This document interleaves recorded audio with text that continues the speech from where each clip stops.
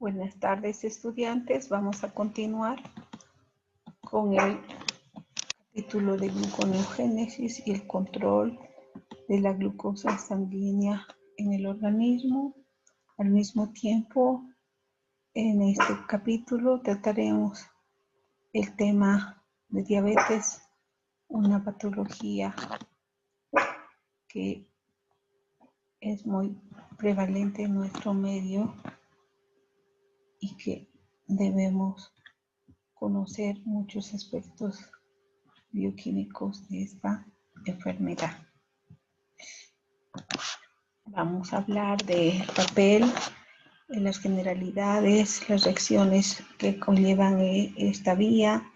Describiremos a detalle esta vía, cómo se regula, cuáles son los puntos de regulación, de dónde viene esa glucosa. Vamos a hablar de los aminoácidos gluconogénicos, del glicerol, cómo este compuesto se transforma en glucosa, de ese control del proceso de gluconeogénesis.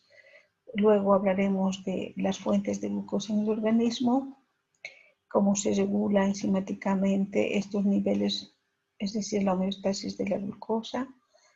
Hablaremos de esa patología que es la diabetes, cómo se lleva a cabo ese diagnóstico, de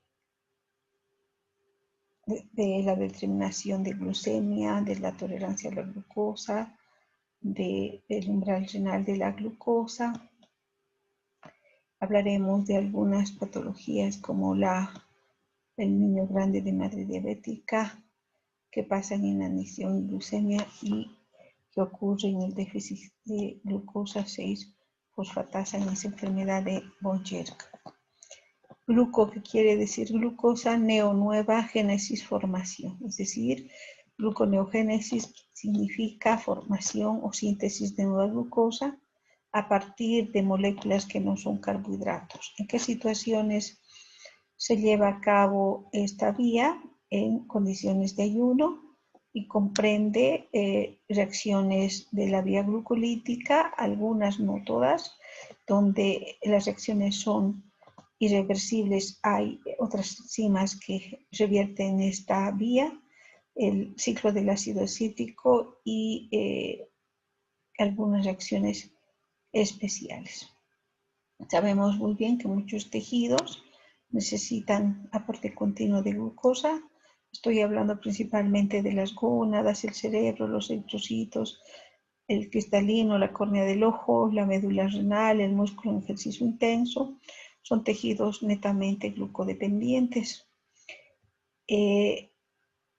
Hemos visto que hasta ahora que el glucógeno puede cubrir esas necesidades de glucosa en el día. Sin embargo, en periodos largos esa necesidad es mayor y si no obtenemos de los alimentos y se agota el glucógeno almacenado, el otro proceso que debe activarse es la gluconeogénesis, es decir, formación de glucosa a partir de aminoácidos de glicerol, a partir de lactato.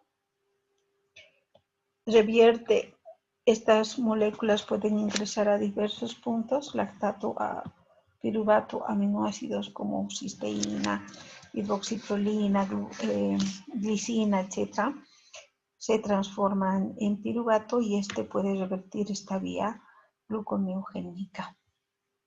Principalmente el hígado es el productor de glucosa. A través de ese proceso de piruvato a glucosa exporta a la sangre lleva esta glucosa al músculo, se degrada, el piruvato que se genera se transamina en alanina, esto cuando hay degradación de proteínas, y alanina a la sangre, hacia el hígado, transaminación y regeneración de piruvato y gluconeogénesis. Por ejemplo, en este caso estoy hablando de un ciclo que es el ciclo de la alanina, a través del cual se va a generar esa glucosa proveniente de esta molécula, principalmente a nivel muscular. ¿Dónde se lleva a cabo este proceso? En el hígado, en un 90% en ayuno, y en el riñón en un 10%. Sin embargo, el riñón en ayunos demasiado prolongados puede incluso llegar a producir hasta el 40%.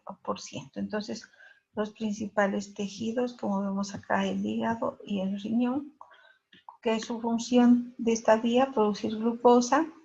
¿Para qué? Para esos tejidos glucodependientes, el tejido cardíaco, el esquelético, el cerebro, el encéfalo, el intestino delgado, son los que demandan glucosa y para ello el hígado genera ese proceso de gluconeogénesis, formación de glucosa y liberación de glucosa en la sangre.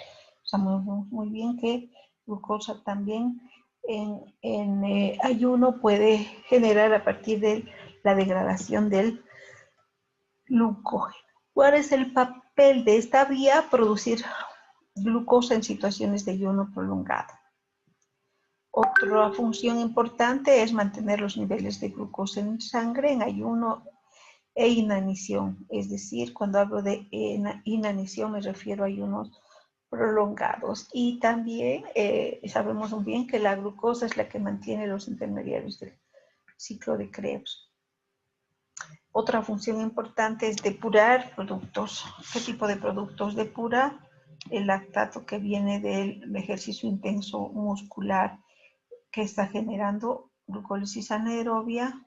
Los eritrocitos, como no tienen mitocondria, utilizan en realidad la glucólisis anaerobia como vía generadora.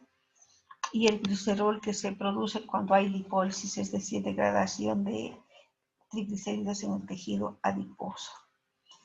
Debemos indicar que la falta de gluconeogénesis puede llegar a ser mortal debido a que esto produce una hipoglicemia. Si se produce una hipoglicemia profunda, puede llevar inclusive a una difusión cerebral, generar el coma y la muerte. Cuando se da una gluconeogénesis excesiva, esto principalmente observamos en pacientes con respuesta a lesiones e infecciones. Esto contribuye a que se genere una hiperglucemia. ¿Qué se produce cuando en el organismo no hay control y hay elevados niveles de glucosa en sangre? Esto principalmente va a tener influencia a nivel de la osmolaridad de los líquidos corporales, incrementa la osmolaridad, por tanto el flujo se altera, puede generar acidosis intracelular, es decir, el metabolismo de glucosa irá a producir ácidos grasos, cuerpos cetónicos, piruvato, acetilcoenzima, lactato, incrementar la concentración de estas moléculas y esto irá a generar la acidosis metabólica. También la hiperglucemia puede generar estrés oxidativo, es decir, producción de superóxido, molécula que va a ir a alterar el endotelio, la respuesta inmunitaria y alteraciones a nivel de la coagulación sanguínea. Una excesiva gluconeogénesis descontrolada puede generar aumentos de glucosa y esto principalmente se da en la diabetes tipo 2. ¿Cuáles son esos sustratos que el organismo utiliza para producir glucosa? Estamos hablando del lactato, del glicerol, del propionato, piruvato que deriva de los aminoácidos gluconeogénicos. Estoy hablando de alanina, que generalmente son los principales aminoácidos que generan glucosa. Esta vía es la misma en plantas, en hongos y en animales. ¿De dónde se origina el glicerol? De la hidrólisis de ¿quién? De triglicéridos.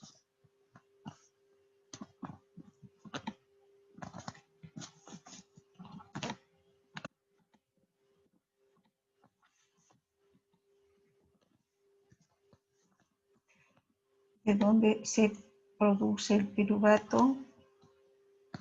piruvato se produce a partir de la transaminación. Por ejemplo, alanina se transamina en piruvato, el triptófano se cataboliza en alanina, alanina transamina en piruvato, muchos aminoácidos producen piruvato, la cisteína, la glicina, la hidroxipolina, la metionina, etc. El lactato viene de los glóbulos rojos o cuando el músculo esquelético está haciendo ejercicio intenso, esto que da lugar a la glucólisis anaerobia. En este caso estamos hablando del ciclo de Cori, que es el proceso que el músculo en ejercicio intenso produce lactato. Por eso la mercurca en los tejidos y este va a ser llevado al hígado a hacer nuevamente gluconeogénesis, generar glucosa, volver a exportar al músculo esquelético y a ese proceso se llama el ciclo de Cori. ¿Cuáles son esos aminoácidos gluconeogénicos que derivan del catabolismo principalmente de las proteínas tisulares? La alanina, la glutamina, el aspartato y otros. También el propio nato al degradarse puede generar succinilcoenzima A o intermediarios del ciclo de Krebs ir a hacer gluconeogénesis. Esta vía metabólica involucra la vía glucolítica a la inversa, involucra el ciclo del ácido cítrico y la última reacción, que es la transformación de glucosa en 6-fosfato en glucosa libre a través de la glucosa 6-fosfatasa en el retículo endoplasmático. Entonces, la transformación de piruvato en fosfonol piruvato, como podemos ver acá, tiene que llevar una serie de reacciones que se llevan en la mitocondria, que después va a salir como malato al citosol para regenerar el fosfonol piruvato y esta molécula haría la inversa de la vía glucolítica con diferentes enzimas en aquellas reacciones irreversibles. Acá actúa la fructosa 1,6-bifosfatasa y en esta otra la glucosa 6-fosfatasa. Esas barreras termodinámicas en la glucólisis, que son la catalizada por la piruvatosinasa, la fosfofructosinasa y la hexosinasa, van a ser revertidas por otras enzimas. Y esta es la parte que hace diferente entre una vía y otra. Algo muy importante, si la glucólisis está activa, la gluconeogénesis está inactiva. Si la glucólisis se inactiva, la gluconeogénesis está activa. Esta vía es consumidora de bastantes moléculas de ATP.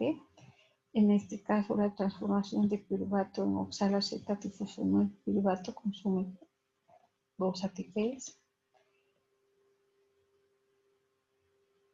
El paso de 3-fosfoglicerato, 1,3-bifosfoglicerato, otros 2 ATPs.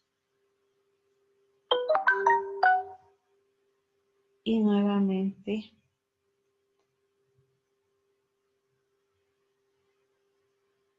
a nivel de la fosfofructosinasa se van a consumir nuevamente otros 2 ATPs. Por tanto, es una vía que requiere de energía. Si nosotros observamos, el proceso está comenzando con piruvato. Es piruvato, 2 piruvatos van a interactuar para producir ¿qué cosa? Una molécula de glucosa. Esto se lleva a cabo a través de 11 reacciones, 1, 3, 4, 5, 6, 7, 8, 9, 10, 11.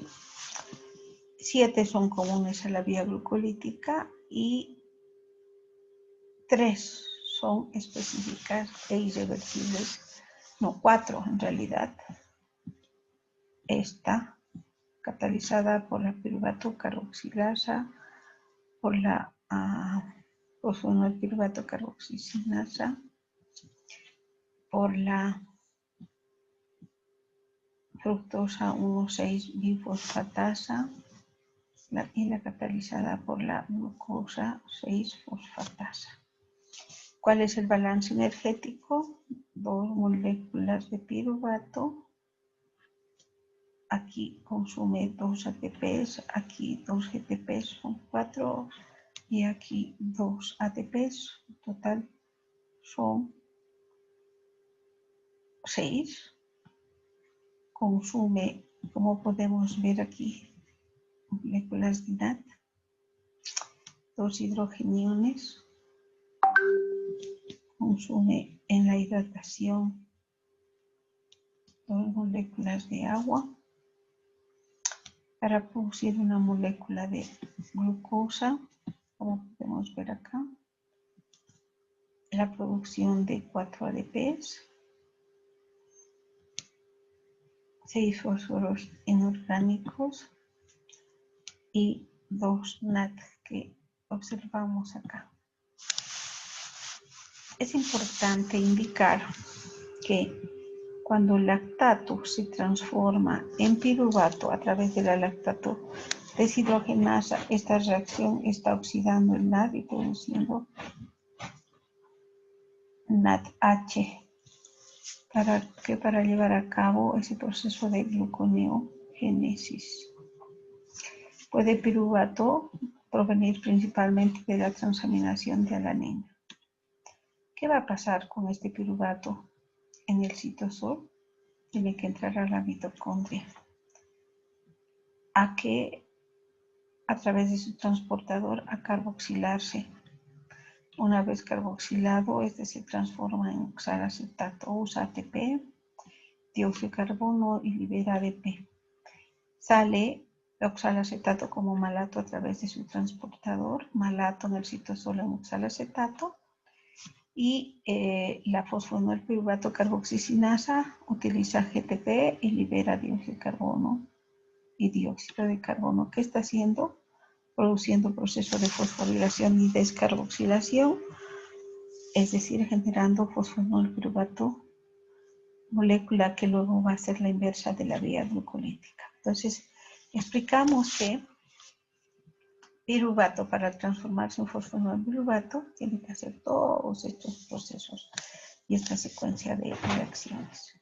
Posteriormente, si recordamos el 2-fosfoglicerato en que se transforma en 3-fosfoglicerato, el 3-fosfoglicerato, 1,3-fosfoglicerato por fosfoglicerato. Sinasa aquí consume ATP, sale ADP, 1,3-bifosfoglicerato por la gliceraldehído 3-fosfato deshidrogenasa en gliceraldehído 3-fosfato, entra un NAD reducido y sale un NAD oxidado más fósforo inorgánico.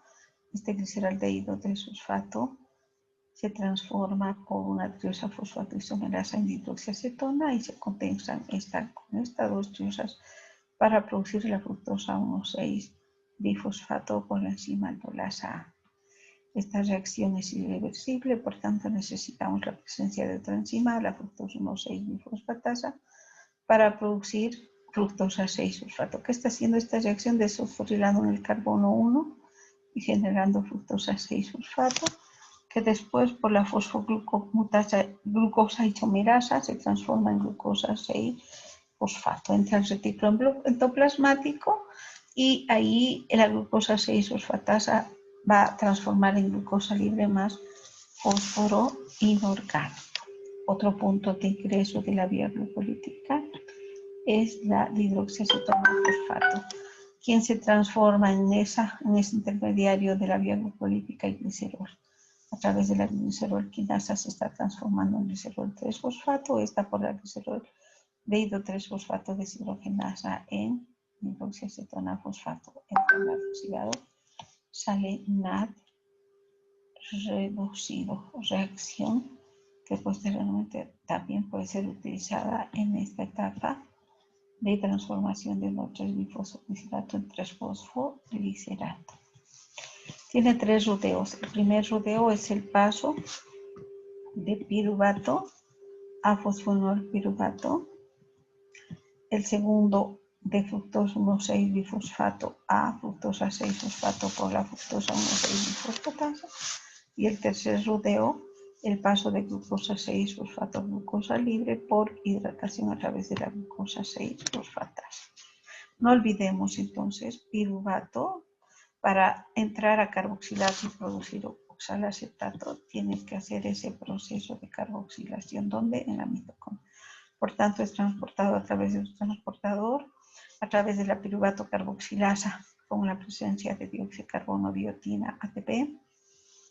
Sale ADP más fósforo inorgánico que hemos transformado en oxalacetato. Por la malato deshidrogenasa, ya sabemos, entra en NAD reducido, sale en NAD oxidado, se transforma en malato. Malato sale al citosol y hace la inversa. Por la malato deshidrogenasa, en que se transforma en oxalacetato, que está entrando en NAD oxidado, que está saliendo NAD reducido. Oxalacetato, podemos ver acá, molécula de 4 carbonos, a través de la fosfonol piruvato carboxicinasa, está liberando una molécula de dióxido de carbono, entra GTP, sale GDP, y el producto final, que es, como podemos ver acá, el fosfonol piruvato.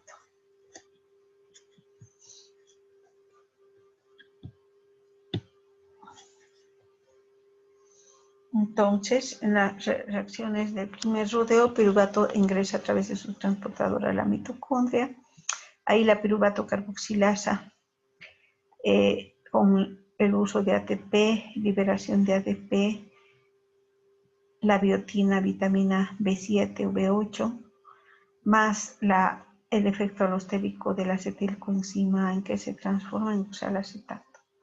Oxalacetato por la malato deshidrogenasa en malato, malato sale al citosol, malato por la malato deshidrogenasa vuelve a regenerar el oxalacetato, entra en el oxidado, sale en el reducido. Y posteriormente el oxalacetato por la fosfonol piruvato carboxicinasa en fosfonol piruvato. El segundo rodeo es la transformación de fructosa 1,6-bifosfato en fructosa 6-fosfato.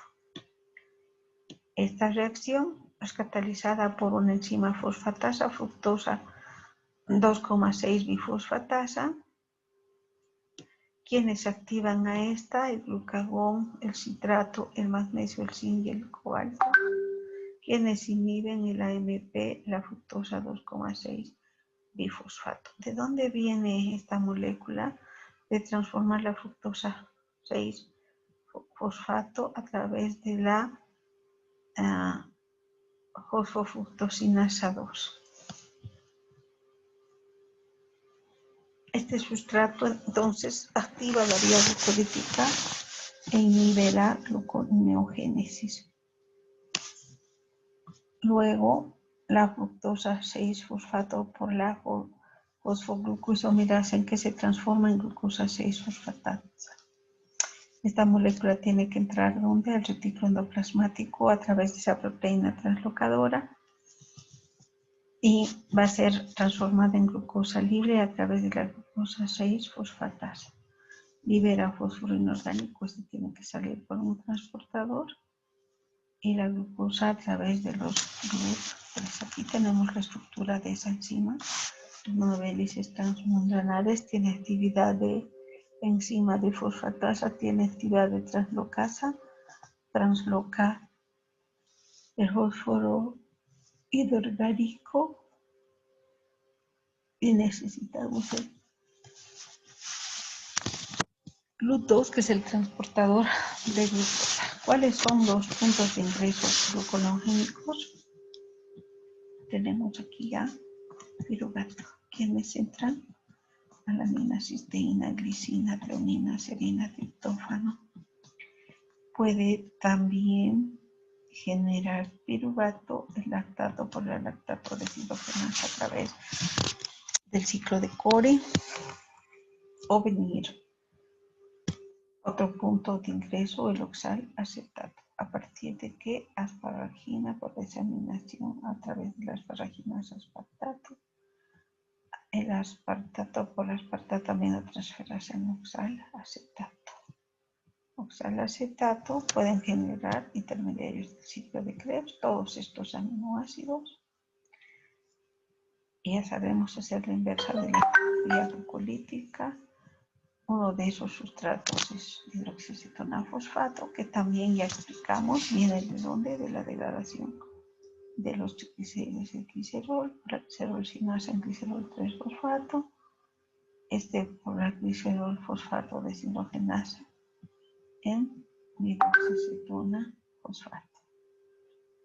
Entra nada oxidado, sale nada reducido. El segundo rodeo es el paso de fructosa 6, 1,6-bifosfato, fructosa 6-fosfato. Y el último rodeo, el paso de glucosa 6-fosfato, glucosa libre. En conclusión, los sitios de ingreso son piruvato, oxalacetato y hidroxiacetona fosfato.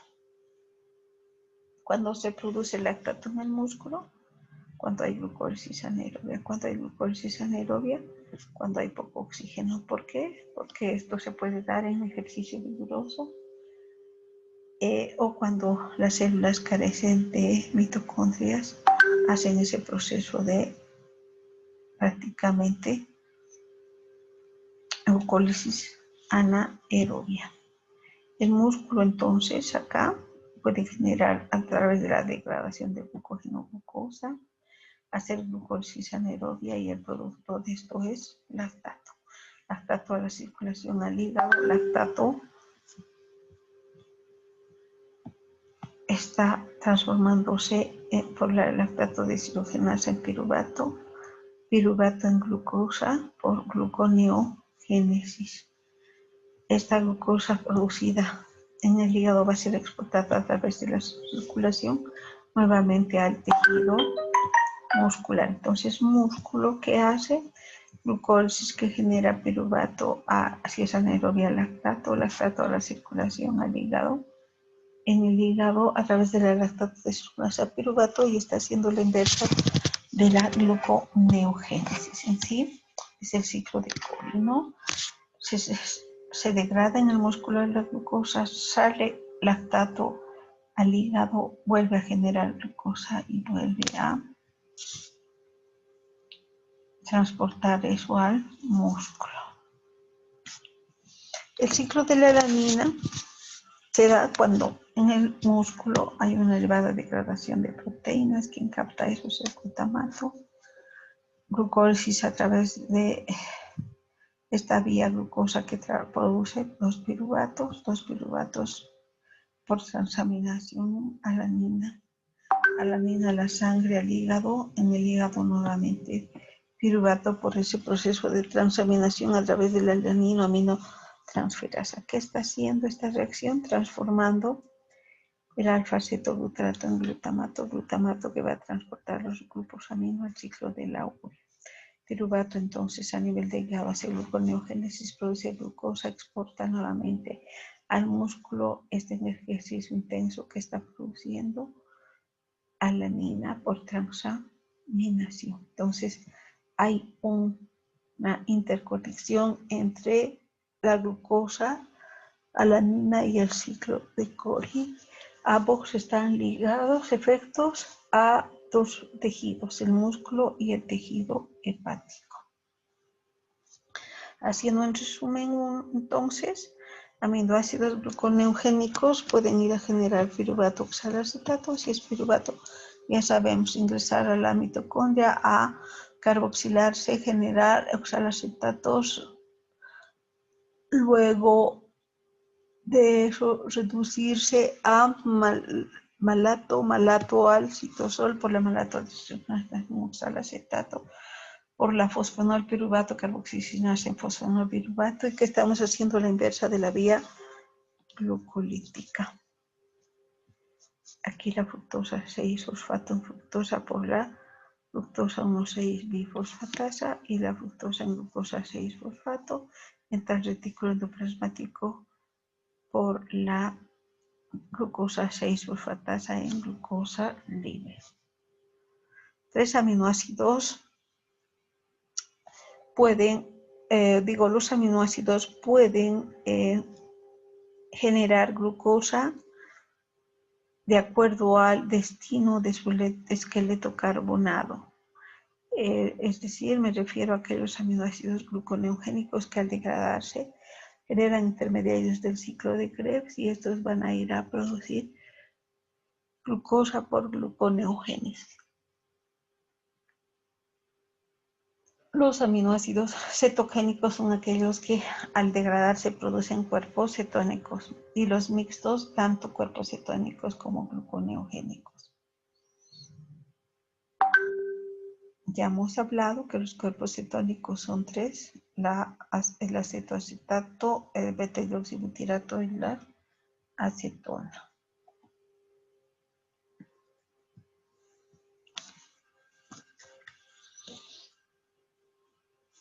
¿Cuáles son estos aminoácidos gluconeogénicos? Aquellos que al hidrolizarse producen alfa-cetoácidos, ya sea por desaminación o transaminación.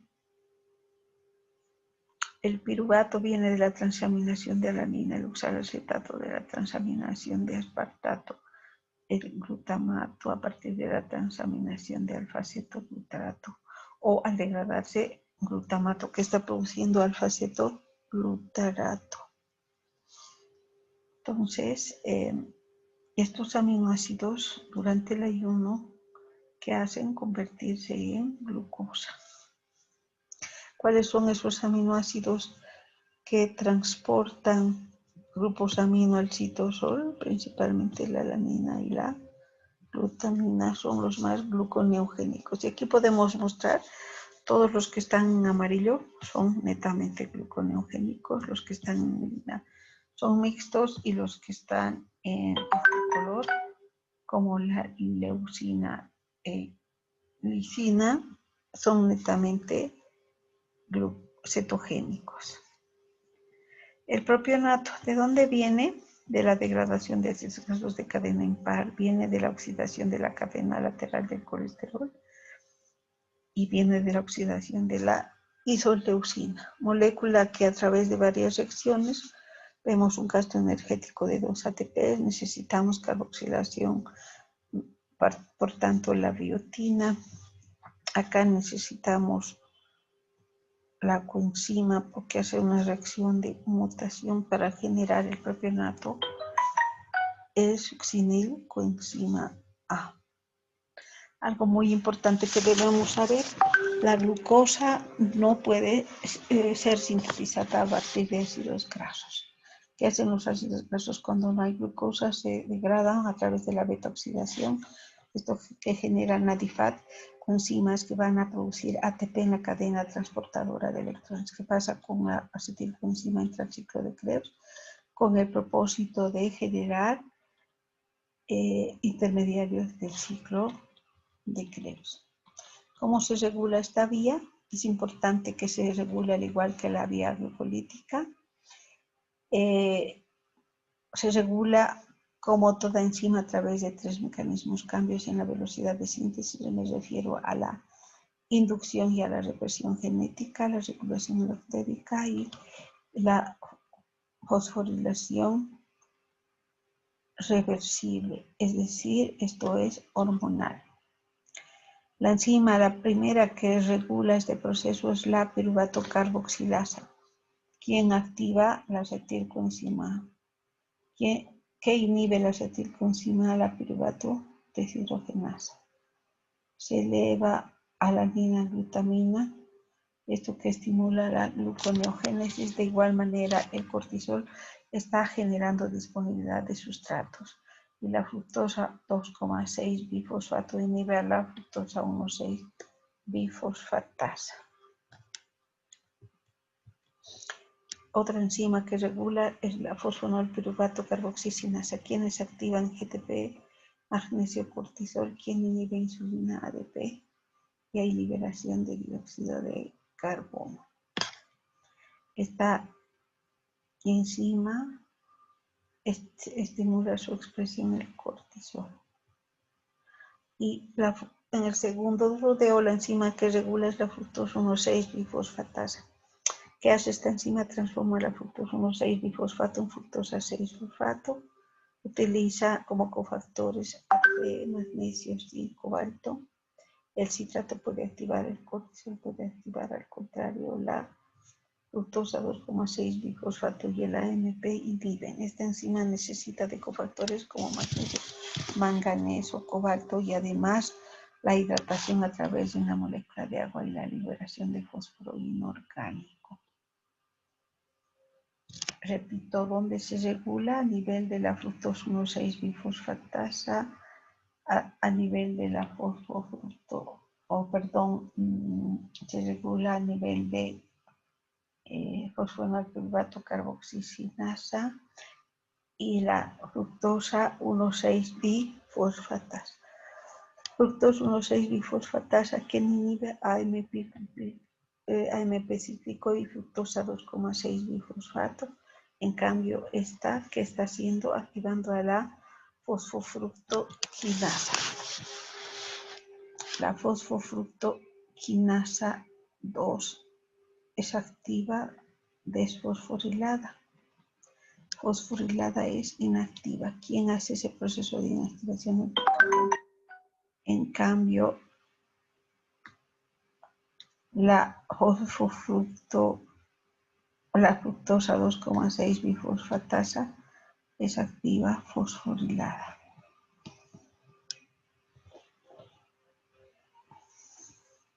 La fructosa 2,6 bifosfato aumenta la glucólisis, disminuye la gluconeogénesis.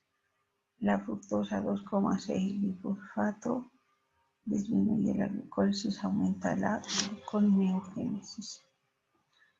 ¿Y el glucagón cómo actúa? Activando el AMP cíclico, la proteína quinasa, llevando a cabo procesos de fosforilación. Entonces, en resumen, ¿cuáles son las enzimas que regulan? La piruvato carboxilasa, fosfonolpiruvato carboxisinasa, la fructosa 2,6 bifosfatasa y la glucosa 6-fosfatasa. Quienes activan el ATP, el citrato, a la fructosa 2,6 bifosfato. Quienes inhiben la fructosa 2,6 bifosfato, la AMP. Inhibe la insulina, activa el glucagón. Acá este nivel, de la misma manera, la fosfonolpiruvato carboxisinasa, su expresión es estimulada por el cortisol, es inhibida por el ADP, la piruvato carboxilasa es inhibida por el ATP, activada por el ATP acetilcoenzima e inhibida por el ADP. Entonces no olvidemos, si la gluconeogénesis es activa, la glucólisis es inactiva. ¿Cómo se regula esta vía? A través de 4 hormonas: la insulina, la adrenalina, el glucagón y los glucocorticoides. ¿Cómo actúa la insulina frente a la respuesta aumentada de glucosa en la sangre? A través de la secreción de insulina mediante las células beta. Esta hormona va a tener el efecto de inhibir esta vía, la gluconeogénesis. Va a incrementar la síntesis de enzimas de la glucólisis como la exocinasa, glucosinasa, media la fosforilación de la fosfofructoquinasa 2 y la fructosa 2,6 bifosfatasa. Pone en marcha la actividad de la fosfofructoquinasa 2 y el aumento de la fructosa 2,6 bifosfato, que activa la fosfofructoquinasa 1 e inhibe la gluconeogénesis. Inhibe la actividad de la fructosa 2,6 bifosfatasa. Ojo, la insulina incrementa la síntesis y almacenamiento de hidratos de carbono, de lípidos, síntesis de glucógeno, lipogénesis, glucólisis. En situaciones de ayuno, ¿qué es lo que regula el glucagón? ¿Qué es lo que hace el glucagón? Estimula a que los triglicéridos sean degradados en el tejido adiposo. Estos ácidos grasos unidos a la albúmina son transportados al hígado para producir glucosa, en el caso del glicerol, glucosa, y en el caso de los ácidos grasos, generar acetilcoenzima A, y esto irá a producir cuerpos cetónicos. ¿Qué hace en situaciones de ayuno? El tejido muscular moviliza proteínas, genera alanina, glutamina, aminoácidos que en el hígado van a ir a generar gluconeogénesis, es decir, síntesis de nueva glucosa para que ésta sea transportada a diversos tejidos.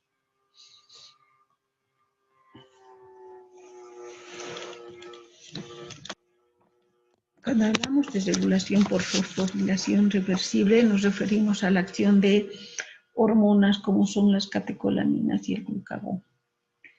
Si la insulina activa la glucólisis, estas hormonas inhiben la glucólisis.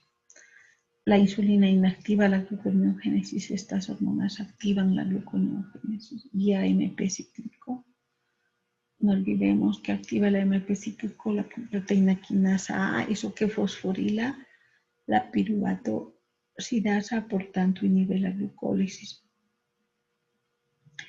Fosforila la fructosa 2,6 bifosfatasa, enzima que va a ir a degradar la fructosa 2,6 bifosfato. De esa manera disminuye la glucólisis y estimula la gluconeogénesis. Además, la adrenalina estimula la gluconeogénesis. ¿Por qué? Porque moviliza grasas y el glicerol de la degradación de triglicéridos va a ir a generar, en este caso, una lipólisis. El cortisol que hace estimula esta vía, la gluconeogénesis. ¿Por qué? Porque estimula la transcripción de las transaminasas, generando de esa manera sustratos gluconeogénicos. Vamos a hablar ahora de cómo la glucosa en el organismo se mantiene en esos niveles adecuados en la sangre. ¿Cuáles son las fuentes de esa glucosa sanguínea? La principal, la dieta. Hemos hablado en el capítulo anterior la degradación del glucógeno y hoy estamos hablando de ese proceso de formación de nueva glucosa que es la gluconeogénesis. A través de la dieta, ¿qué tipos de alimentos proviene en este caso? Proveen la glucosa, principalmente los almidones, los disacáridos, como la lactosa, la sacarosa y la maltosa. Estos monosacáridos así degradados en el intestino a través de enzimas digestivas, como es la amilasa, las glucosidasas van a generar monosacáridos, moléculas que son transportadas a través de transportadores como son los GLUT5, GLUT2 y los SGLT, se dirigen a la vena portohepática y en el hígado tanto la fructosa como la galactosa finalmente se transforman en glucosa. ¿De dónde viene la glucosa? De la degradación de esa molécula de almacenamiento que es el glucógeno en el hígado. Y proviene de esta tercera fuente que es la gluconeogénesis, es decir, a partir del piruvato del glicerol, de los aminoácidos gluconeogénicos y piruvato. De acuerdo a la Organización Mundial de la Salud, los valores de glucosa basal en ayunas están menores a 95 miligramos por decilitro a 70. Valores superiores a 95 significa hiperglicemia e hipoglicemia inferiores a 65. No olvidemos entonces que los carbohidratos de la dieta en el intestino van a ser absorbidos a través de los diferentes transportadores, esas formas simples como es la fructosa, la galactosa, la glucosa, se absorben a nivel de sus transportadores GLUT5, GLUT2 y SGLTs, y esta glucosa va a ser dirigida al hígado. En el hígado, que va a ir a hacer esa glucosa, va a ir a almacenarse en forma de glucógeno, o puede también ir a almacenarse esa glucosa en el tejido adiposo en forma de triglicéridos.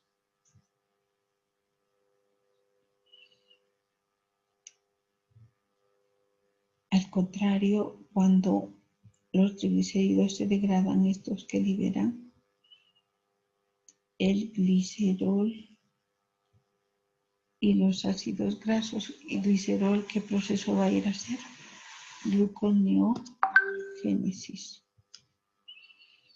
¿Cómo se regula? Ya hemos visto que hay necesidad de tener una estricta regulación de los niveles de glucosa en sangre, ya que esta molécula es la principal fuente de energía en nuestro organismo para los diversos procesos fisiológicos importantes.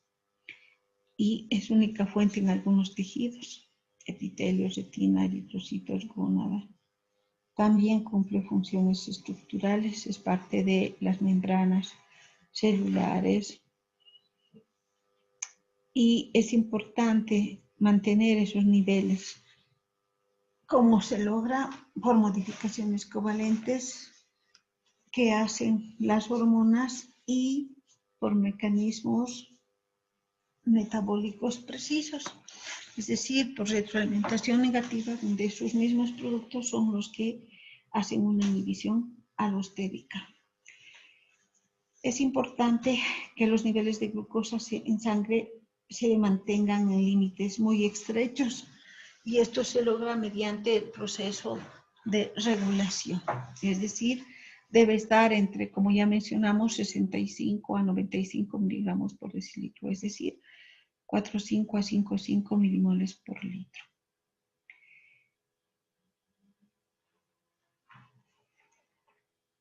En una persona que está en un ayuno mayor a 8 horas, el hígado va a ser el encargado de mantener esos niveles de glucosa en sangre para exportar la glucosa a los tejidos extrahepáticos y este proceso está regulado por varias hormonas. Cuando nosotros ingerimos alimentos, los niveles de glucosa se elevan a valores mayores a 140 miligramos por decilitro. Una hora después, esos niveles hormonales, en el caso de una hiperglucemia como es se va a liberar la insulina y esta hormona va a hacer de que al cabo de 2 horas esos niveles de glucosa estén menores a 140 miligramos por decilitro, es decir, que está haciendo el organismo teniendo esa capacidad de regular esos niveles de glucosa en sangre. Al contrario, en momentos de ayunos muy prolongados sin emisión, quien se encarga de mantener esos niveles es el hígado. ¿A través de qué procesos? Glucogenólisis, gluconeogénesis principalmente.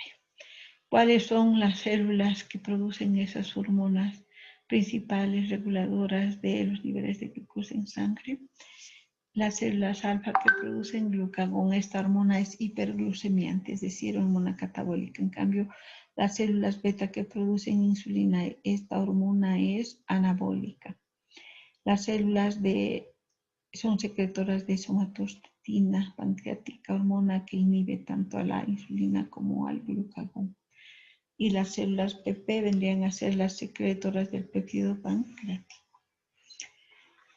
¿Cómo se sintetiza esta hormona que afecta, reduce esos niveles de glucosa en sangre? Entonces, son estas células que vienen a ser las células beta, las productoras de insulina,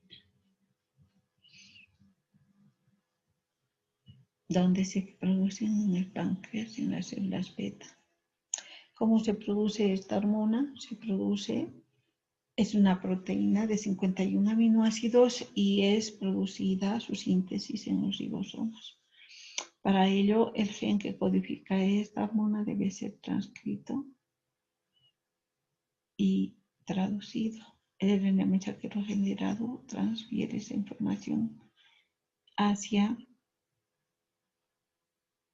los ribosomas, donde se lleva a cabo la síntesis de esta hormona como preproinsulina de 109 aminoácidos.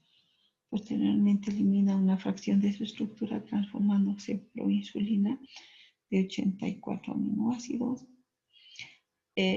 Luego hay una degradación del péptido C y la liberación de la insulina de 51 aminoácidos, péptido C de 31 aminoácidos. Es importante saber que este péptido es un marcador principalmente en aquellos pacientes que están con tratamientos de insulina. Se puede determinar cuál es la concentración real de insulina que su organismo está produciendo a partir de la detección de péptido C. Entonces dijimos, ¿no? La maduración de esta molécula se lleva a cabo en el aparato de Golgi, que va a liberar esta molécula de 84 aminoácidos, la proinsulina, esta molécula peptídica.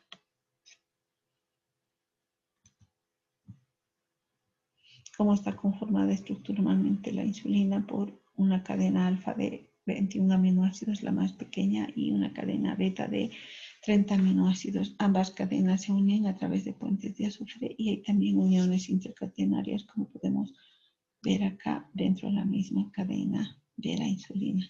Esta molécula es una molécula polipeptídica de más de 5.800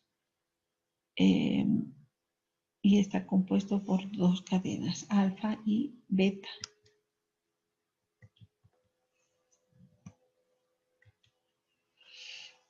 ¿Cómo se secreta la insulina en las células beta? No olvidemos que necesitamos que se incremente la glucosa a una concentración de 18 milimolar para que el transportador GLUT2 internalice la glucosa al interior. Esta a través de la glucólisis ciclo de Krebs que produce el incremento de ATP.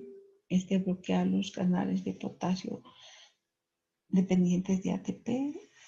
El incremento de potasio en el citosol va a despolarizar la membrana, haciendo de que ingrese calcio, JBT con procesos de fosforilación de proteínas contráctiles, va a llevar a cabo la liberación de insulina. ¿Quiénes juegan ese rol de incrementar el AMP cíclico? Las incretinas. Muchas sustancias pueden estimular la secreción de insulina, desde compuestos cetogénicos, aminoácidos, ácidos grasos, el glucagón-like péptido GLP, el péptido inhibidor gástrico GIP, la secretina, la acetilcolina estimulan la denilatoxiclasa. Fármacos como las sulfonilurias, tolbutamidas y gluviridas utilizadas para la diabetes tipo 2 también estimulan la secreción de insulina. Al contrario, adrenalina, cuando se une al receptor alfa 2 igual a noradrenalina, y la somatostatina que produce las células pancreáticas inhiben la secreción de insulina y de glucagón. ¿Cómo actúa esta hormona? Se une a este receptor que es una glucoproteína de 360.000 de peso molecular. ¿Cómo actúa? Reconociendo a la insulina. Es una estructura formada por dos cadenas alfa y dos cadenas beta. Como podemos ver acá, esta hormona abre la puerta para el ingreso de moléculas hacia la célula. La insulina puede tener múltiples acciones. Se une a su receptor, estimula la proteína GAP1, la proteína SHC, el receptor insulino sensible. ¿Cómo actúa? Activando esas proteínas al unirse a su receptor. Este receptor tiene una acción enzimática y lo que hace es activar a la tirosina, la unión de la insulina a su receptor, para fosforilar las tirosinas. Este genera un efecto docking, es decir, una amplificación de procesos de fosforilación, amplificándola y activando las cascadas de señalización. En el caso de la GAP2, se estimula SOS, RAS, RAP, RAS-MEK, las MAP quinasas y procesos que van a después ir a generar procesos de expresión genética. Puede también ir a activar la proteína quinasa B, que va a ir a generar procesos activación a nivel de la síntesis de glucógeno, a nivel del transporte de glucosa. La insulina tiene muchos efectos. Vía RAS-RAF-MEK quinasas intervienen en el crecimiento y diferenciación celular, en la transcripción de más de 100 genes, entre estos la fosfonol-piruvato carboxisinasa, el glucagón, un factor de crecimiento dependiente de insulina. La glucosinasa, exosinasa, las fosfatasas, etcétera, etcétera. Estimula también la expresión de su propio receptor de las fosfodiesterasas y estimula a nivel de tejido adiposo y muscular el transporte de glucosa y también los receptores de insulina y los receptores dependientes de insulina. ¿Cuáles son los efectos metabólicos? Si hacemos un resumen de estas cascadas, exocitar los transportadores GLUT4, síntesis de glucagón, síntesis de proteínas.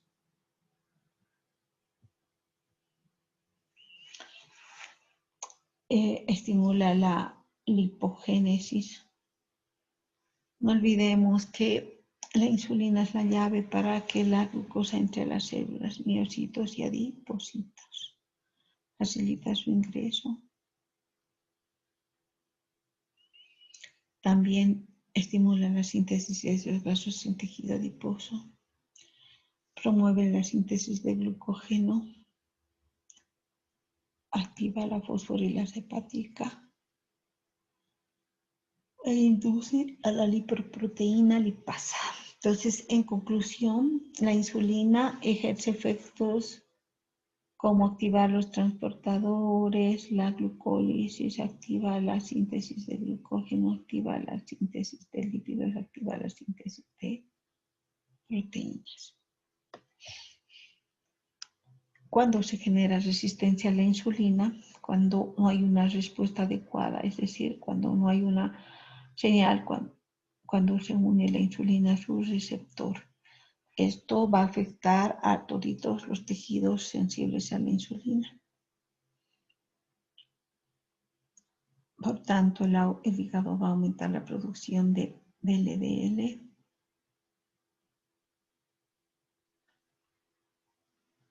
El músculo disminuye la captación de glucosa. El tejido adiposo condiciona la sobreproducción de ácidos grasos. Y también va a haber esa cascada inflamatoria vía NF-κB y la producción de citoquinas inflamatorias. Disminuye la adiponectina y estimula la resistina.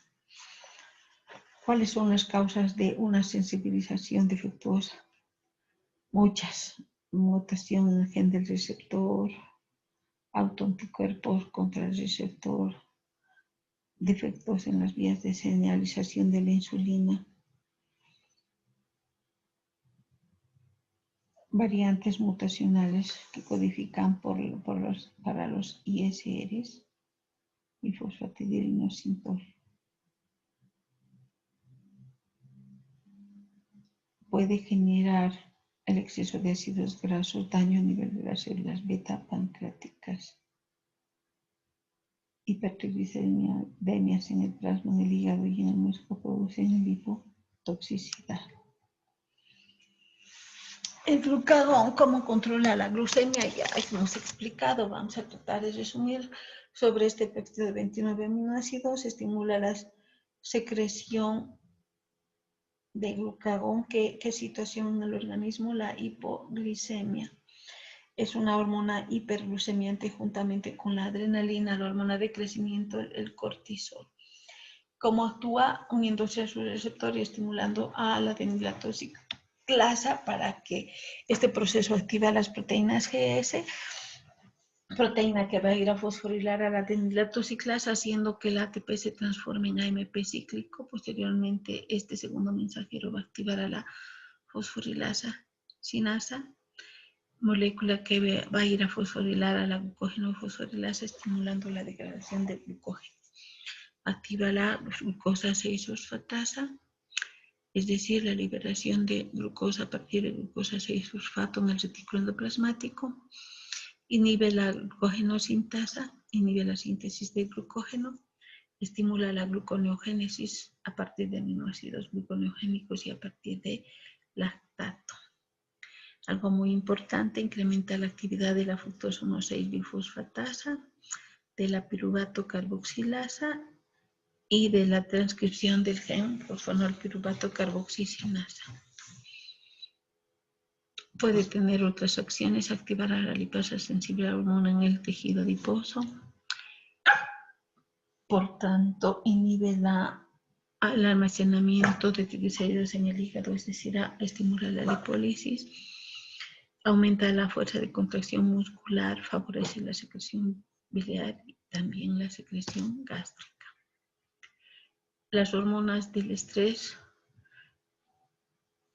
son glucagón, adrenalina, glucocorticoides y la hormona de crecimiento. No olvidemos que estas tienen una acción hiperglucemiante. ¿A qué se oponen estos? A los efectos de la insulina. ¿Quién libera la adrenalina? La médula suprarrenal. ¿A partir de qué? A partir de tiroxina. En respuesta a qué liberamos la adrenalina, en respuesta al estrés. Puede haber inducción de represión de algunos genes, fosforilación y desfosforilación. Uno de los efectos en el hígado es estimular la gluconeogénesis, la degradación de glucógeno en el hígado y en el músculo.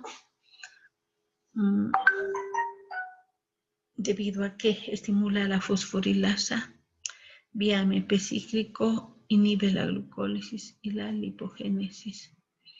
Cuando se secreta en situaciones de hipoglicemia. El cortisol, este glucocorticoide, secreta la corteza suprarrenal a partir del colesterol, inhibe la utilización de la glucosa en los tejidos extrahepáticos en el músculo y aumentando la lipólisis, es decir, la degradación de grasas. Incrementa los sustratos gluconeogénicos a través de una mayor degradación de aminoácidos, induciendo la expresión de las transaminasas. La hormona de crecimiento evita que los tejidos utilicen glucosa. El ACTH activa la secreción de cortisol, de esa manera tiene también efectos hiperglucemiantes. Ya hemos explicado que las incretinas son esas hormonas que estimulan la exocitosis o la secreción de insulina, donde se producen en el sistema gastrointestinal. Tenemos al péptido similar al glucagón, quien secreta las células L de la mucosa intestinal. ¿Qué función cumple esta? Aumenta la sensación de saciedad, retrasa el vaciamiento gástrico y sobre todo estimula la proliferación de células beta. El otro es el péptido insulinotrópico dependiente de glucosa o péptido inhibidor gástrico, un péptido de 42 aminoácidos. Es secretado por las células K del duodeno y el yeyuno. Y no olvidemos, tiene receptores en las células beta. Vía AMP cíclico, esto estimula el incremento de la fosfoquinasa o la proteína quinasa A, proceso que va a ir a activar la fosforilación de las proteínas contráctiles y estimulando la secreción de insulina. También entre sus funciones, esta molécula disminuye la apoptosis,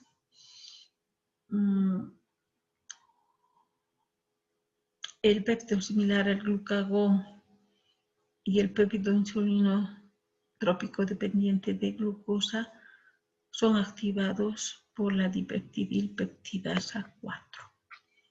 El péptido intestinal vasoactivo es secretado después de la ingestión de alimentos Esto debido a que hay un incremento de glucosa en el intestino, generando ese efecto incretina. Y la colecistocinina, de igual manera, actúa estimulando la exocitosis de insulina. ¿Qué pasa cuando estamos en un estado de alimentación? Pues que aumentan en la sangre los niveles de glucosa. Esto tiene que ingresar a las células, fosforilarse y transformarse en glucosa 6-fosfato. Puede estimular a que esos niveles bajen a través del ingreso de glucosa a la vía glucolítica. Esta vía sea la precursora de glicerol, mucho piruvato, una parte ingresa al ciclo de Krebs, el exceso que va a ir a producir acetilcoenzima A, síntesis de ácidos grasos esterificados con glicerol que está produciendo en el hígado los triglicéridos, y cuando hay mucha glucosa, ¿qué pasa? Se almacena ¿dónde? En el glucógeno. Esos triglicéridos producidos en el hígado son transportados a través de la lipoproteína VLDL al tejido adiposo para que sean almacenados. También estas grasas pueden provenir de los kilomicrones a través de la alimentación. No olvidemos que la glucosa en excesiva cantidad se transforma en glicerol, puede ir a hacer glucólisis, generar acetilcoenzima y esto irá a producir ácidos grasos y esterificados con el glicerol, incrementar la producción de triglicéridos en el tejido adiposo. O ir a generar energía para este tejido a través del ingreso como acetilcoenzima al ciclo de Krebs. ¿Qué pasa en el cerebro? Esa glucosa que viene de la alimentación va a entrar a la vía glucolítica para generar energía necesaria para el funcionamiento del cerebro. En el músculo esquelético, la glucosa ingresa y una parte puede ir a generar energía y la otra va a ir a producir síntesis de glucógeno. También el músculo puede ir a generar síntesis de proteínas a través de la estimulación de los transportadores de aminoácidos hacia el tejido esquelético. ¿Qué pasa en el estado de ayuno? Es decir, en el estado posabsortivo. El hígado es el que va a ir a liberar glucosa, el que va a ir a producir glucosa. ¿Cómo hace? A través de este proceso de la liberación o secreción de glucagón a través de las células alfa en el páncreas. Esto va a ir a estimular la fosforilación de varias enzimas de la fosforilasa, por tanto que está estimulando la degradación de glucógeno. Va a ir a fosforilar la glucógeno-sintasa, va a inhibir la síntesis de glucógeno. Va a ir a fosforilar a la fosfofructoquinasa 2 y la fructosa 2,6 bifosfatasa. La fosfofructoquinasa 2 es inactiva y la fructosa 2,6 bifosfatasa es activa, por tanto que se está activando la gluconeogénesis e inhibiendo la glucólisis.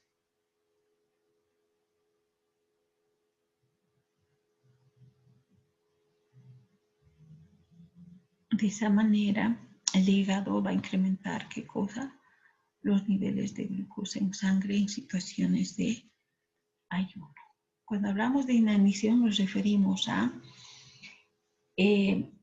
estados de ayuno bastante prolongados, donde el intestino ya no va a ser el medio de aporte de alimentos. Por tanto, las células pancreáticas alfa van a secretar el glucagón que va a generar diversos efectos, ¿no? Va a tener receptores a nivel del hígado. Esto va a ir a activar la degradación de proteínas, la liberación de aminoácidos gluconeogénicos, la síntesis de glucosa a partir de estos. También a nivel del tejido adiposo va a ir a activar a la lipasa sensible hormona, activando la degradación de los triglicéridos, liberando grasas y glicerol. Esas grasas transportadas por la albúmina a través de la circulación van al hígado como fuente de energía y también al músculo. Y en el hígado estos van a hacer cetogénesis, formación de cuerpos cetónicos. El músculo moviliza proteínas, libera ¿qué cosa? Alanina es transportada al hígado para hacer que el proceso gluconeogénesis, el lactato proveniente de los eritrocitos, es transportado al hígado para generar gluconeogénesis. Esta glucosa producida donde se exporta en situaciones de inanición a esos tejidos glucodependientes como es el cerebro, y no solamente la glucosa, sino también la producción de cuerpos cetónicos. Entonces, en situaciones de inanición tenemos principalmente procesos catabólicos, formación de cuerpos cetónicos, lipólisis, degradación de proteínas y producción de glucosa por ese proceso de gluconeogénesis. ¿Qué pasa durante el estrés? Se producen las hormonas del estrés. Estoy hablando de la adrenalina, el glucagón y el cortisol. ¿Qué situaciones pueden desencadenar la liberación de estas hormonas? Cirugías, infecciones, traumatismos, quemaduras. Es decir, que estamos incrementando el hipermetabolismo, aumentando la acción del sistema nervioso simpático. Disminuimos los procesos anabólicos, es decir, la lipogénesis, la síntesis de glucógeno, la síntesis de proteínas. Incrementamos el proceso catabólico, la degradación del glucógeno, la lipólisis, la proteólisis y la gluconeogénesis. Hay vasoconstricción, hay fiebre, hay taquicardia, hay taquipnea, es decir, aumenta la frecuencia respiratoria e incremento de leucocitos. Esto genera resistencia a la insulina, por lo tanto, hiperglucemias. Aumenta las moléculas inflamatorias, la alfa-antitrypsina, la PCR-lactoglobulina. Y como efecto hay disminución en la síntesis de albúmina. Entonces, no nos olvidemos que la respuesta neuroendocrina se da porque los agentes estresantes van a estimular en el hipotálamo la secreción de ¿qué cosa? De la hormona liberadora de adenocorticotropina.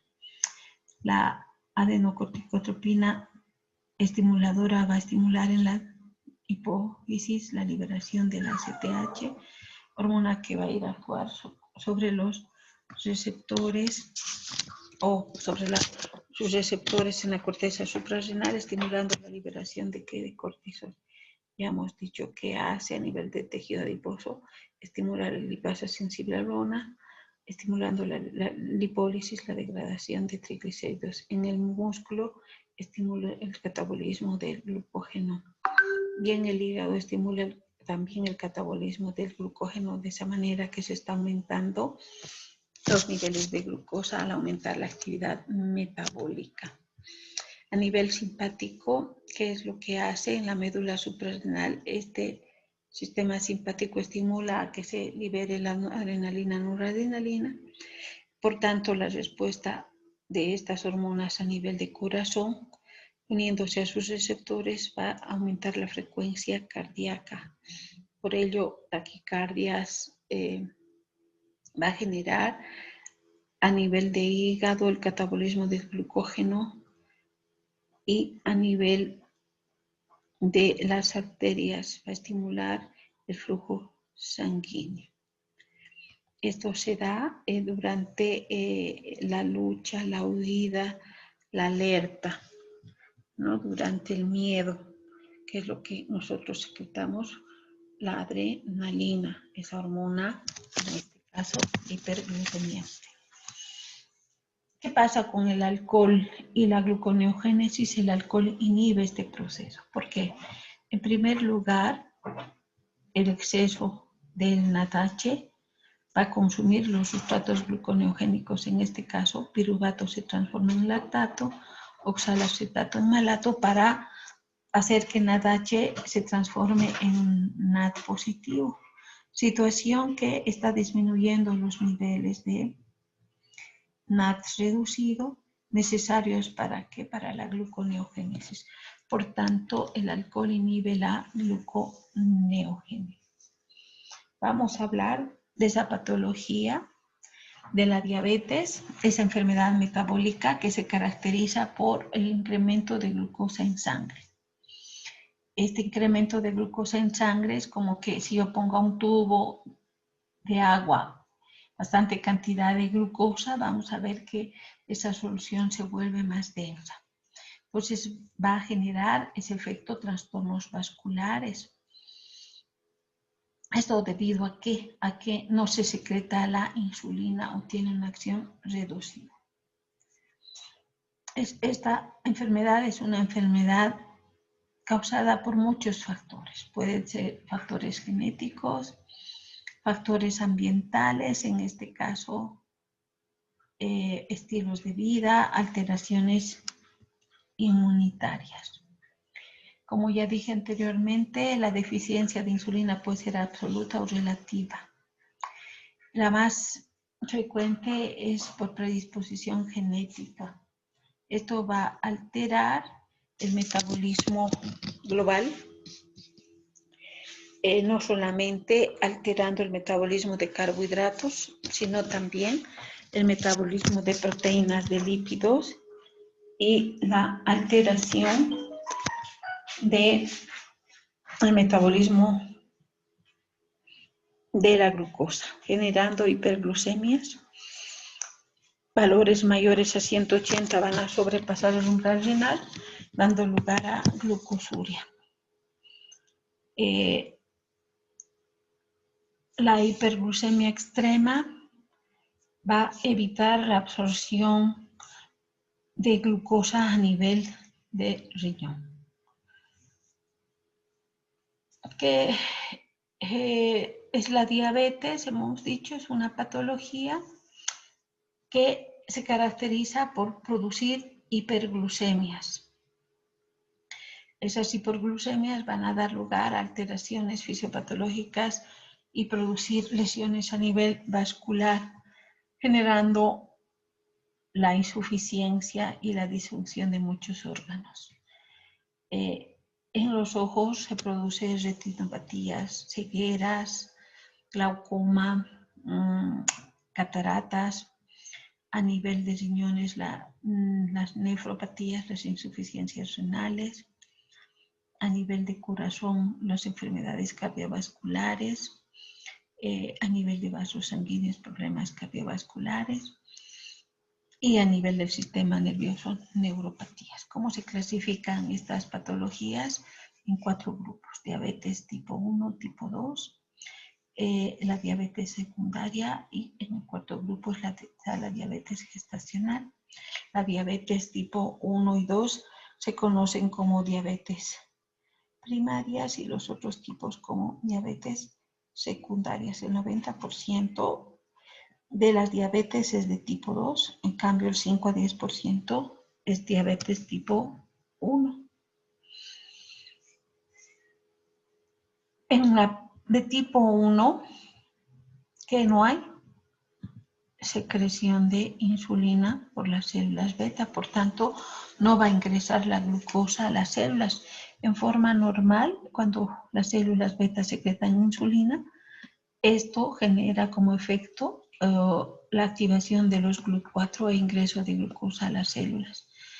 En cambio, en la de tipo 2, el efecto está sobre todo a nivel del receptor, porque este receptor está generando resistencia o ha habido una mutación a ese nivel de ese receptor. Las características, la de tipo 1 es propia de la infancia y la adolescencia, en cambio la de tipo 2 es más propia en el adulto. En la de tipo 1 el páncreas no produce absolutamente insulina, en cambio en la de tipo 2 sí produce, puede haber una disminución de esta producción. Y en el caso del tratamiento de tipo 1, principalmente es la administración de insulina, en cambio en el de tipo 2 es la administración de medicación. La insulina dependiente, que se llama la de tipo 1, diabetes sacarina. Aquí la deficiencia es casi total o completa de insulina. Por tanto, como no ingresa la glucosa a las células, la puerta de ingreso está frenada, ya que los transportadores GLUT4 no son exocitados hacia la superficie de los miocitos de los adipocitos. Por tanto, esto va a generar la hiperglucemia. Es una enfermedad autoinmune que se lleva a cabo a nivel de las células pancreáticas, en esta patología, la destrucción. Esto puede estar ocasionada por infecciones virales que incrementan, como en el caso del COVID, la producción de citoquinas. Es más frecuente en varones y hay un deterioro de la homeostasis de la glucosa. Puede haber cetosis por la hiperglucemia extrema. La sintomatología característica es poliuria, aumento del volumen miccional, polifagia, ganas de comer, necesidad de comer, polidipsia, ingesta de grandes cantidades de bebidas. Hay pérdida de peso, se pierde el pelo, se observa debilidad, cansancio, fatiga, astenia. Como es propia de niños, estos pierden las ganas de jugar. Puede haber náuseas, visión borrosa, dolor abdominal. La diabetes de tipo 2 se debe a que generalmente es propia de adultos. Se llama también diabetes tardía. Hay resistencia periférica a la insulina. ¿Esto qué quiere decir? Que el receptor no tiene la capacidad de actuar eficazmente porque puede haber una mutación en este receptor o puede generarse una patología autoinmune. Y de esa manera hay producción excesiva de glucosa, ya que si bien hay liberación de insulina, el problema está a nivel de su receptor.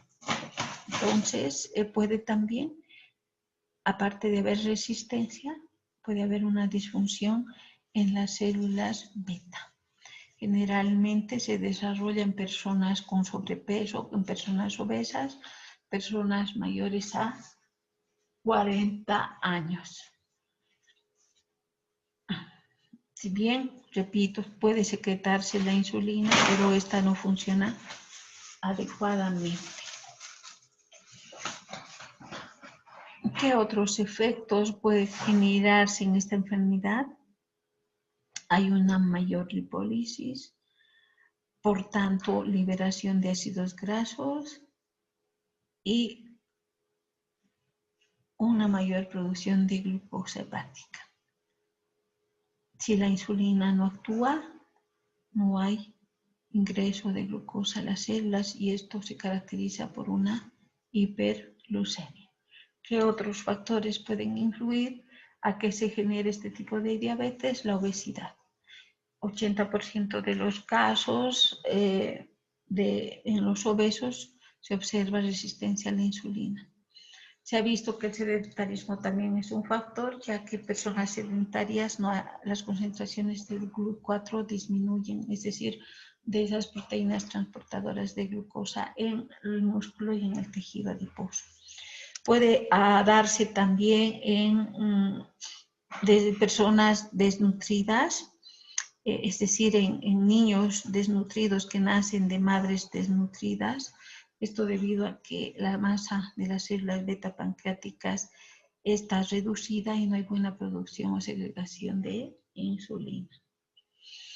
La parte fisiológica, como ya hemos dicho, hay alteración en menor grado por el páncreas, no ejerce su efecto el receptor, hay defectos a nivel de este, los tejidos como músculo y tejido adiposo se vuelven resistentes y hay mayor producción de glucosa por el hígado, es decir, se estimula la gluconeogénesis. No hay hormona que inhiba este proceso. Entonces, ese mecanismo de resistencia se debe a que hay una interferencia con la sensibilización de la insulina.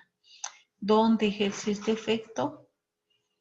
A nivel de músculo no hay captación de glucosa, tampoco a nivel de grasas, a nivel del tejido adiposo hay más bien salida de ácidos grasos y no hay captación de glucosa.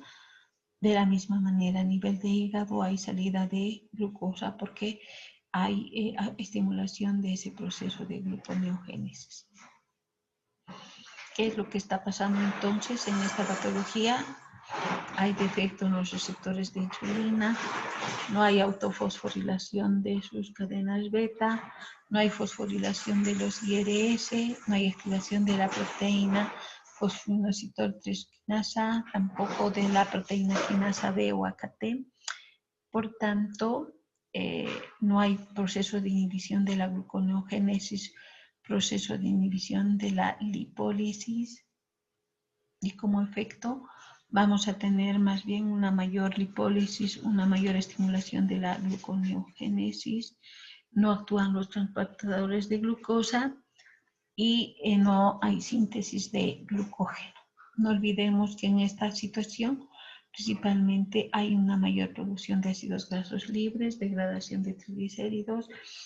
Este efecto va a activar al diacilglicerol, esta cascada de señalización va a ir a activar al factor de transcripción AP1, al factor nuclear kappa B, efectos que van a ir a generar la expresión de genes inflamatorios, en este caso la interleuquina 6, la interleuquina 1.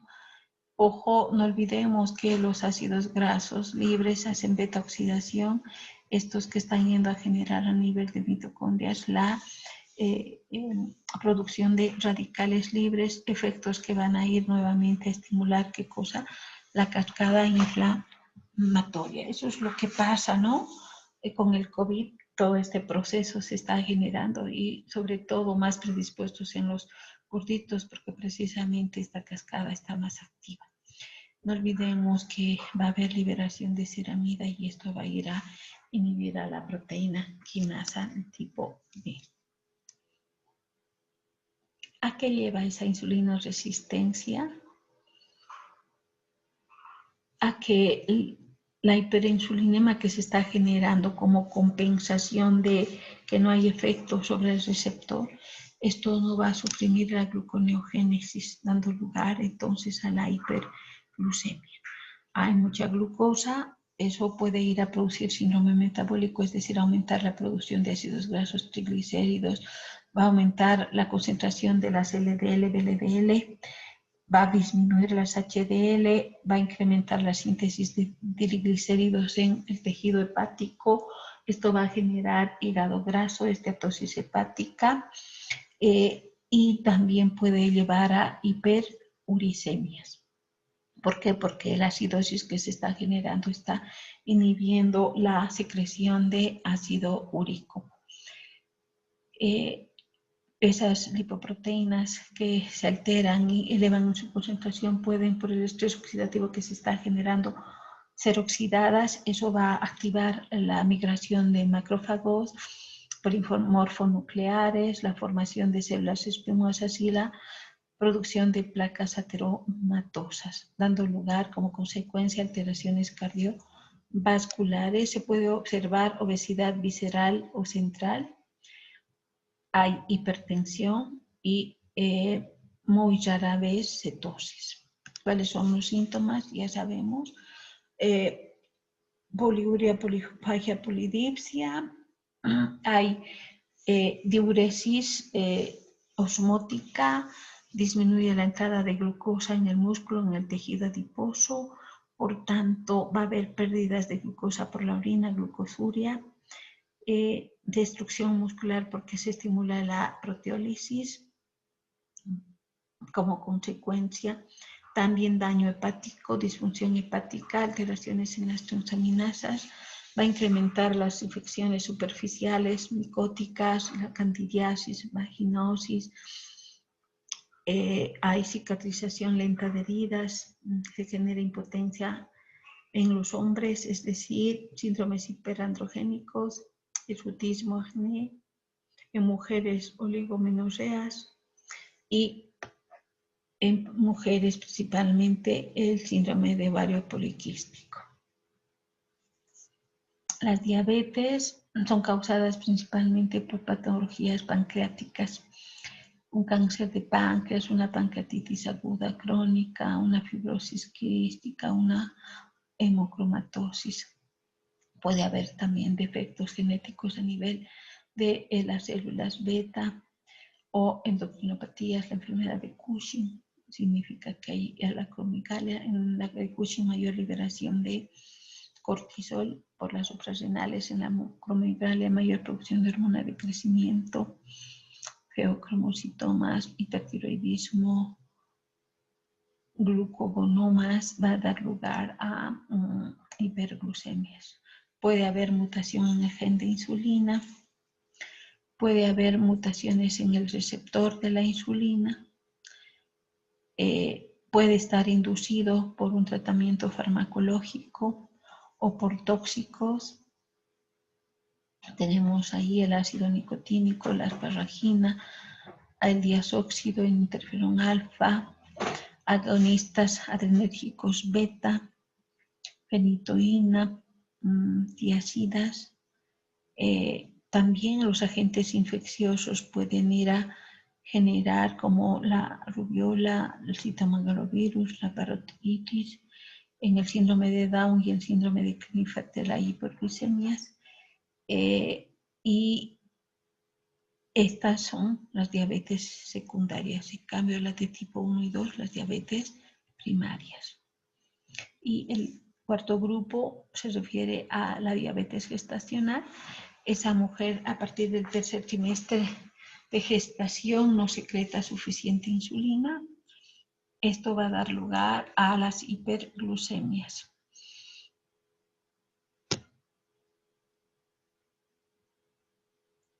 Hay mayor riesgo de generar esta patología en un 30 a 60% después de los 15 años en estos niños que nacen de madre con diabetes gestacional. ¿Cómo se lleva a cabo el diagnóstico? Mediante las pruebas de glucemia, la prueba de tolerancia a la glucosa postprandial y la hemoglobina glucosilada. La glucemia es la determinación de glucosa en sangre con un ayuno de 10 a 12 horas. Si este valor o en cualquier momento se ve que hay más de 200 miligramos por decilitro y los síntomas clásicos de poliuria, polidipsia, polifagia, pérdida de peso, vamos a indicar de que es una diabetes. Si el paciente tiene 2 o más glicemias mayores o iguales a 126 miligramos por decilitro, en ese caso hay necesidad de hacer la sobrecarga de la glucosa. Si esta está alterada y después de 2 horas es mayor a 200 miligramos por decilitro, ese paciente es diabético. Puede haber microalbuminemia, dislipidemias, es decir, aumento de triglicéridos, aumento de colesterol y disfunción tiroidea. ¿Cuál es la sintomatología? Poliuria, orinas frecuentes, polifagia, ganas intensas de comer, polidipsia, mucha sed, pérdida de peso, cansancio, prurito en la vulva y balanitis. es decir, principalmente a nivel del epidídimo se lleva a cabo el proceso infeccioso. Cuando hacemos una glucosa en ayunas, si este valor está menor a 100, el paciente está saludable. Si está de 100 a 120, puede estar generando resistencia, y si es más de 126 ya es diabetes. De la misma manera, cuando hacemos la interpretación de la prueba de tolerancia a la glucosa, a las 2 horas debe estar menor a 140. Si está entre 140 y 199 hay tolerancia a la glucosa, y si es más de 200, diabetes. Podemos también utilizar como prueba la hemoglobina glucosilada. Si este rango es más de 6.5 es diabetes, si está entre 5.7 a 6.5 riesgo aumentado de diabetes, y menor a 5.7 saludable. Ya dijimos, la prueba de la glucemia es determinación plasmática de glucosa o en suero. Este valor debe estar con un ayuno de 10 a 12 horas, debe estar menor a 95 miligramos por decilitro. Valores entre 100 y 125 se definen como prediabetes, y mayores de 126 justifica su diagnóstico a través de la prueba de tolerancia. ¿Cómo se lleva a cabo esta? Se toma en ayunas una prueba basal con 10 a 12 horas de ayuno. Se da a ingerir 75 gramos de glucosa o 1 gramo por kilogramo en 300 ml de agua. Ese paciente debe beber esta solución en no más de 5 minutos y quedarse en reposo durante esta prueba. Se debe extraer la sangre si es una curva a los 0, 30, 60, 90 y 120 minutos. Sin embargo, en la actualidad se está acostumbrando a realizar a la hora y a las 2 horas. No es aconsejable llevar a cabo esta prueba en daño hepático. Si el hígado está dañado, vamos a tener hipoglucemia. El síndrome metabólico también puede alterar en situaciones de infecciones algunos fármacos como hipoglicemiantes. Una hiperactividad de la corteza suprarrenal también puede llevar a alteraciones en la secreción de esta glándula y de la acción de la insulina. Cuando se administra insulina como tratamiento en los diabéticos, puede causar un exceso de insulina y hipoglicemias en situaciones de insuficiencia hipofisiaria adenocortical. ¿Cómo se interpreta? La prueba basal, ya hemos dicho, de 70 a 95 miligramos por decilitro. Cuando se da la sobrecarga a las 2 horas, esto debe estar menor a 140. Si está entre 140 y 199 hay intolerancia, y si el valor es más de 200, diabetes. La prueba de glucosa postprandial sirve para determinar si el paciente es o no diabético, y en este caso se le pide después de tomar una muestra en ayunas, ingerir alimentos ricos en carbohidratos al paciente. Se extrae la sangre a las 2 horas y se interpreta de la misma manera que en la curva de tolerancia. Si el valor a las 2 horas es mayor a 140 hay resistencia, si está menor a 140 está generando una buena respuesta. Y la hemoglobina glucosilada, como dijimos, valores hasta 5,7 son buenos, mayores a 6 y a situaciones de hiperglucemia. No solamente debemos controlar la glucosa en ayunas, hacer las curvas o la determinación de hemoglobina glucosilada, sino también hacer pruebas de colesterol, HDL, colesterol, LDL, colesterol, triglicéridos, y medir la presión arterial. Bueno, estudiantes, hasta acá hemos terminado con la otra grabación sobre el tratamiento, el tema de gluconeogénesis.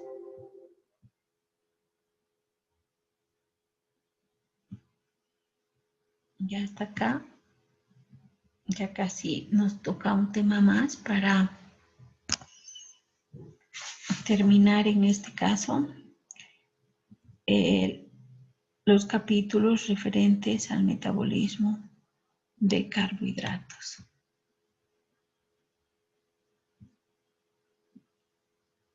Hasta luego.